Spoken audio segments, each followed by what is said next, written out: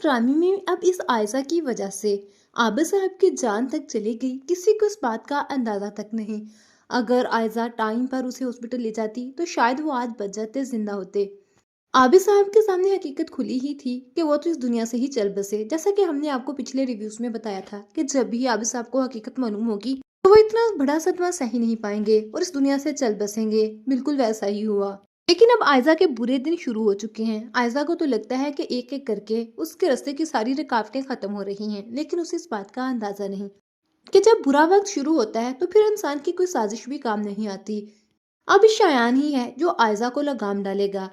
शायान न सिर्फ अब आयजा को परेशान करके रखेगा, साथ ही साथ अनाया को भी परेशान कर देगा, क्योंकि अनाया अब कभी भी नहीं चाहती कि रोहान के सामने सारी हकीकत खुले। अब अनाया बिल्कुल भी नहीं चाहती कि उसकी हकीकत सबके सामने खुले और रोहान उसे हमेशा के लिए छोड़ दे, क्योंकि अब अनाया रोहान से मोहब्बत करने लगी है और उसे खोने का तसव्वुर भी नहीं कर सकती।